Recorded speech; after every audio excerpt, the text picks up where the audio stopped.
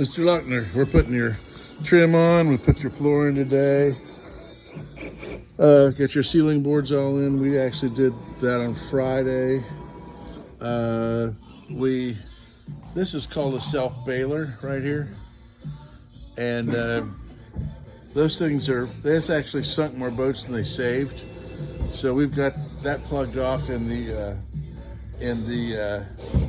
got a plug inside the rubber hose there. Shoved it back together so it looks original. But if the siphon doesn't get broken on this, then what happens is it'll siphon water right back into the boat just as effectively, if not more effectively, than it siphoned water out of the boat. So I wanted to show you that. Also, while putting ceiling boards in, my son noticed an issue right here with your intake manifold. You see there's a crack. Whoop, I gotta get my finger out of the way. You see there's a crack right there.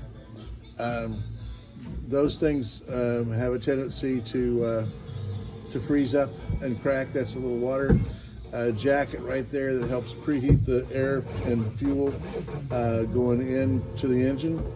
And so they're bad to do that, to crack, to freeze and break. And that's exactly what's happened to that one.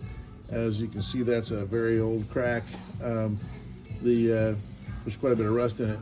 So if you've been operating it, I mean, we're glad to change that for you. I can locate one.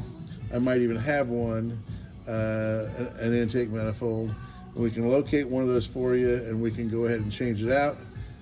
However, if you used this last summer, I'm sure it was cracked last summer, and you may want to go ahead and use it. My only concern would be that it may have some breakage on the inside, and you can end up dropping a piece of metal into your carburetor, and maybe into the airstream going into your engine. So I would suggest that we change it. However, I'm not trying to upsell you. I'm just trying to show you what you got so you can make your own decisions. Thank you, sir. Back here. Talk to you. Oh, what? Yeah, fueling. So the other thing my son noticed was that coming out of your fuel tank, you have, what the hell size hose is that? Oh, that's got a wrap on it, doesn't it?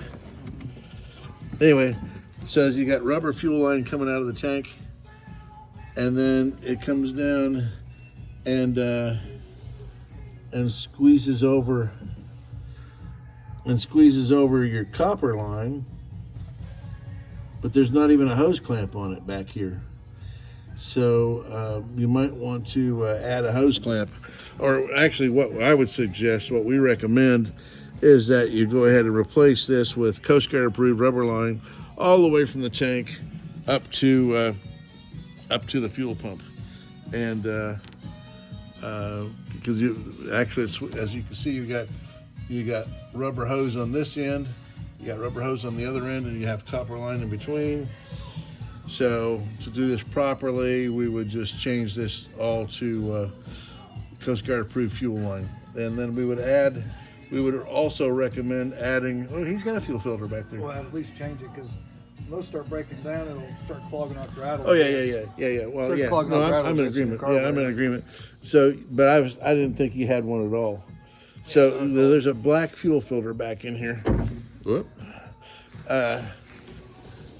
And what we would suggest is that you go ahead and we'll change that fuel filter out. It just spins off.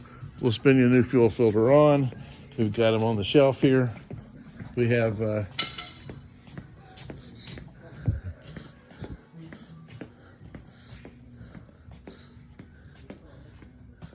these are oil filters, but here's an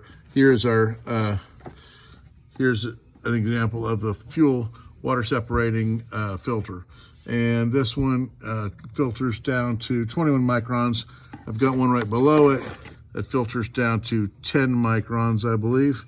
Yeah, the bottom one goes down to 10 microns. So anyway, so I suggest that we change your cartridge out. So anyhow, just want to make those suggestions. We're getting real close to having this ready for delivery. So just wanted to give you an update, Hal.